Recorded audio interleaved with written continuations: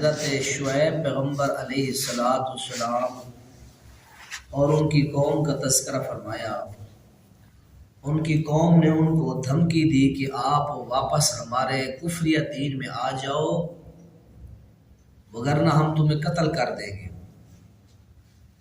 والذین آمنوا معک من قریتنا، دوسری دھمکی یہ دی کہ او لتعودن فی ملتنا، ہماری ملت میں واپس آ جاؤ، اگر ہماری ملت مذہب میں نہیں آتے تو اے پیغمبر شعیب ہم آپ کو قتل کر دیں گے۔ یہ دو دھمکیاں دیں گے، یا نکل جاؤ یہاں سے، نکال دیں گے، یا آپ کو قتل کر دیں گے۔ کیا وجہ ہے؟ وجہ یہ ہے کہ ہمارے دین مذہب میں آ جاؤ۔ تو اللہ تعالیٰ نے پھر ان کے حوالے سے یہ ذکر کیا، اللہ نے پھر ان کو عذاب کیا دیا قوم شعیب کو، فَآخَذَتْهُمُ الرَّجْفَةُ فَأَصْبَحُوا فِي دَارِهِمْ جَاثِمِينَ، تو انہیں زلزلے نے پکڑ لیا۔ حضرت شعیب علیہ السلام کی قوم کو زمین کے اب زلزلہ آیا، زمین نے پکڑ لیا۔ فَأَصْبَحُوا فِي دَارِهِمْ جَاثِمِينَ، تو فرمایا کہ اس حال میں انہوں نے صبح کی کہ گھروں کے اندر وہ گرے پڑے تھے، تباہ ہو گئے، برباد ہو گئے۔ حضرت شعیب علیہ السلام کی قوم کو زلزلے سے پکڑنے کے بعد پھر تفصیل کے ساتھ حضرت موسیٰ علیہ السلام کی قوم کا ذکر فرمایا کہ موسیٰ علیہ السلام نے کیسے بنی اسرائیل کو مصر سے چھڑوایا، فرعون سے آزاد کروایا۔ راستے میں آتے ہوئے تو ان لوگوں نے حضرت موسیٰ علیہ السلام سے ڈیمانڈ کر دی کہ اے پیغمبر ہمارے لیے ان الذین اتخذوا العجل سینالہم غضب من ربہم وذلۃ فی الحیاۃ الدنیا، ان لوگوں نے کہا ہمارے لیے بچڑا کوئی معبود خدا بنا دے، نعوذ باللہ۔ تو اللہ تعالیٰ نے ان کا یہ کام اللہ کو ناپسند آیا کہ تم لوگ شرک کی خواہش رکھتے ہو کہ بچڑا ہمارے لیے خدا بنا دے، ہم اس کی عبادت کریں گے۔ اس کے بعد اللہ تعالیٰ نے اس قوم کے ساتھ بڑی نرمیاں کی، آسمان سے ان کے لیے من سلوہ بھی نازل کیا، پکا پکایا کھانا بھی ان کے لیے آتا، آسمان ان کے اوپر سایہ بن جاتے۔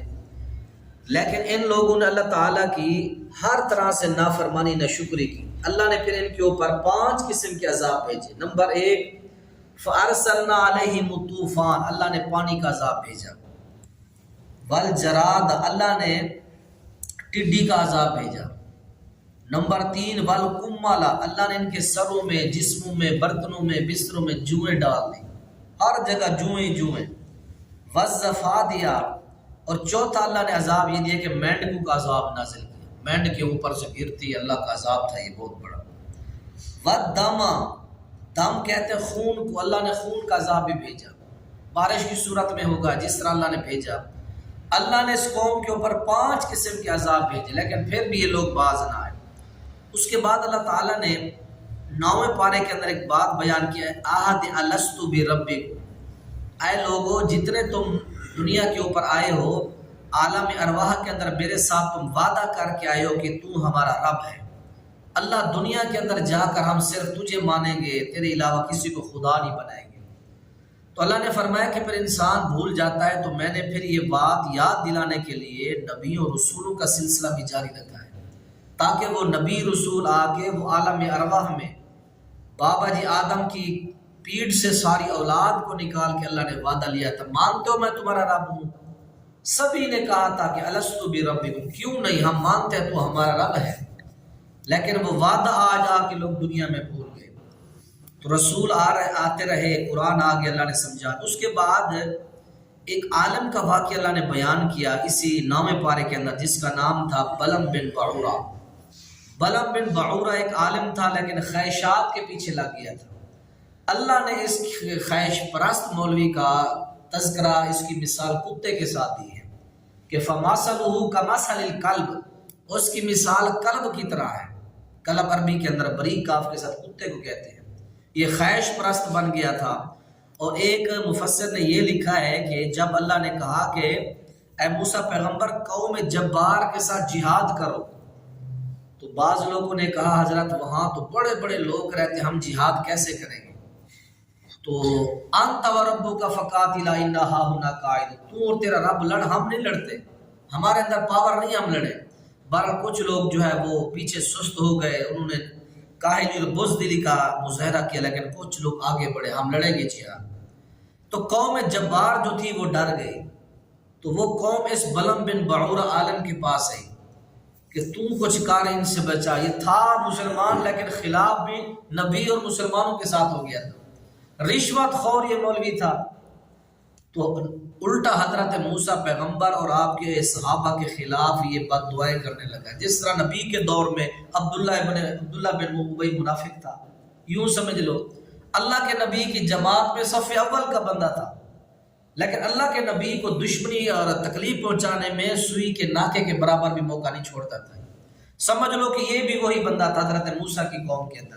اللہ نے اس کی مثال جانور کے ساتھ دی ہے. اس کے بعد پھر اللہ تعالیٰ نے فرمایا کہ لوگوں تمام کافر جو ہیں یہ جانوروں کی مانند ہیں. فرمایا کہ جتنے کافر ہیں غیر مسلم لوگ ہیں، اللہ تعالیٰ نے آیت نمبر 129 میں فرمایا کہ یہ سارے کے سارے جانوروں کی مانند ہیں. اس کے بعد پھر اللہ تعالیٰ نے آیت نمبر 187 میں فرمایا کہ لوگوں قیامت کا علم اللہ کے پاس ہے، اس کے علاوہ کسی کے پاس نہیں ہے. اور اسی سورہ اعراف کے آخر میں فرمایا وَإِذَا قُرِئَ الْقُرْآنُ فَاسْتَمِعُوا لَهُ وَأَنصِتُوا لَعَلَّكُمْ تُرْحَمُونَ. اے لوگوں جب قرآن پڑھا جائے نماز کے اندر فاتحہ کے بعد تم نے خاموشی سے سننا ہے. فاتحہ دونوں نے پڑھنی ہے. لا صلاۃ لمن لم یقرأ بفاتحۃ الکتاب. جو بندہ نماز کے اندر سورہ فاتحہ نہیں پڑھتا اس کی نماز نہیں ہے. اللہ کے نبی نے ایک دن صبح کی نماز پڑھائی تو صحابہ نے فاتحہ کے بعد والی قرات بھی شروع کر دی. آپ نے پوچھا تم میرے پیچھے قرات کرتے ہو؟ لعلکم تقرؤون خلف امامکم. تم امام کے پیچھے قرات کرتے ہو. قرات کا لفظ آیا، فاتحہ کا لفظ نہیں آیا. صحابہ نے کہا ہم پڑھتے ہیں آپ کے بجا. آپ نے فرمایا لا تفعلوا الا بفاتحۃ الکتاب. تم لوگوں نے میرے ساتھ صرف سورہ فاتحہ پڑھنی ہے، باقی جو قرات ہے وہ تم نے میرے پیچھے سننی ہے، پڑھنی نہیں ہے تمہیں. اللہ تعالیٰ نے فرمایا سورہ اعراف کے آخر کے اندر لوگوں جب امام صاحب پڑھ رہے ہوں تم نے خاموشی سے سننا ہے، پیچھے پڑھنا نہیں ہے، تاکہ لعلکم ترحمون تمہارے اوپر لوگوں رحم کیا جائے. اس کے بعد فرمایا کہ وَاذْكُرْ رَبَّكَ فِي نَفْسِكَ تَضَرُّعًا وَخِيفَةً. لوگوں اللہ کا ذکر تم اونچی آواز سے بھی کر سکتے ہو، اپنے دل میں چھپا کر بھی کر سکتے ہو. اس کے بعد نامے پارے کے آخر کے اندر سورہ انفال شروع ہوتی ہے. سورہ انفال کے اندر اللہ تعالیٰ نے غزوہ بدر کا جو ہے تفصیلی ذکر کیا ہے اور مال غنیمت کا طریقہ بیان کیا، مومنین کی 5 صفات بیان کی. یہ صرف 3 چیزیں ہیں سورہ انفال کے 10ویں پارے سے پہلے 2 ورقوں کے اندر. مال غنیمت کی تقسیم یہ تھی جنگ بدر تک کہ جس بندے کے ہاتھ میں جو کافروں کا مال آ جاتا وہ لے لیتا. جنگ بدر کے میدان میں ہوا یوں کہ اللہ کے نبی علیہ السلام جنگ لڑ رہے تھے. کچھ صحابہ نبی کی حفاظت میں، کچھ کافروں کے پیچھے چلے گئے. جو بندے کچھ باقی بچے تو انہوں نے سارا مال سمیٹ لیا. جب وہ کافروں کو بھگا کے صحابہ آئے نبی کی حفاظت سے جو فارغ ہوئے، انہوں نے کہا بھائی ہمیں بھی حصہ دو مال غنیمت سے. انہوں نے کہا تم نے قانون نہیں پڑھا کہ جو لے لے گا اسی کا ہے، ہم تو نہیں دیتے. تو پھر اس وقت اللہ تعالیٰ نے قرآن نازل کیا کہ قُلِ الْأَنْفَالُ لِلَّهِ وَالرَّسُولِ. لوگوں مال غنیمت جو ہے یہ اللہ کے اس کے رسول کا ہے، تم نے جو اٹھا لیا جو رہ گیا اس کو نہیں دیتے تم. پھر اللہ تعالیٰ نے 10ویں پارے کے اوپر اللہ تعالیٰ نے یہ مال غنیمت کا تقسیم جو ہے پوری بیان کی ہے. اس کے بعد اللہ تعالیٰ نے مومنین کی 6 صفات بیان کی ہے. پہلی یہ کہ ایمان والوں کے جب جھگڑے ہوتے ہیں تو ان کے جھگڑوں کے درمیان جب اللہ رسول کی بات آ جاتی ہے وہ خاموش ہو جاتے ہیں، اپنی بات اندر نہیں ڈالتے. اور دوسری ایمان والوں کی صفت یہ ہے کہ ان کے سامنے احکامات جب بیان کیے جاتے ہیں تو یہ سچے دل سے ان کو مانتے ہیں، فارمیلٹی پوری نہیں کرتے، بس سن لیا کانوں سے نہیں. فرمایا ایمان والوں کی نشانی یہ ہے جب اللہ رسول کی باتیں ان کو سنائی جاتی ہیں تو سچے دل سے ان کو مانتے ہیں. تیسری مومنوں کی صفت یہ بیان کی کہ جس چیز کو ان کو حکم دیا جاتا ہے اس کو بجا لانے کی 100% یہ کوشش کرتے ہیں. اور چوتھی صفت یہ بیان کی کہ نماز کو اس کے پورے حقوق اور آداب کے ساتھ مومن ادا کرتے ہیں. اور 5ویں مومنوں کی صفت یہ بیان کی گئی کہ اپنے مال سے اللہ کے حقوق بھی ادا کرتے ہیں اور اللہ کے بندوں کے بھی حقوق ادا کرتے ہیں. اور اسی صورت کے اندر اللہ نے 6 مرتبہ مومنوں کو لفظ مومنین کے ساتھ پکارا ہے. سب سے پہلی آیت 14 ہے، اس کے اندر اللہ نے فرمایا کہ یا ایھا الذین آمنوا، اے ایمان والو میدان جنگ میں جب کافروں سے مقابلہ کر رہے ہو تو پیٹھ کبھی نہ پھیرنا. یہ شرک کے بعد دوسرا گناہ ہے یہ. اور دوسرے نمبر پر اسی آیت کے اندر فرمایا ہے، اس سورت کے اندر آیت نمبر 20 کے اندر فرمایا اے ایمان والو اللہ رسول کی اطاعت کرو. تیسرے نمبر پر آیت نمبر 24 کے اندر فرمایا اے ایمان والو اللہ اور اس کے رسول جب تمہیں کسی کام کے لیے بلائے، یا ایھا الذین آمنوا استجیبوا للہ والرسول، اللہ رسول جب بلائے تو فوراً ان کی بات ماننے کے لیے چلے جایا کرو۔ اور اسی طرح چوتھے نمبر پر اللہ تعالیٰ نے فرمایا آیت نمبر 27 کے اندر اے ایمان والو اللہ اور اس کے رسول سے خیانت نہ کرو اور اپنی امانتوں کے اندر بھی خیانت نہ کرو۔ پانچویں نمبر پر آیت نمبر 29 میں اسی صورت میں فرمایا اے ایمان والو اللہ سے ڈرو اور وہ جب ڈرو گے وہ تمہیں ممتاز کر دے گا، تمہیں شان عطا کرے گا۔ اللہ سے ڈرنا ہے بس، اور کسی سے نہیں ڈرنا۔ اور چھٹے نمبر پر فرمایا آیت نمبر 145 کے اندر اے ایمان والو جب دشمن سے مقابلہ کرو تو ثابت قدمی میں رہو، تم نے بھاگنا نہیں ہے۔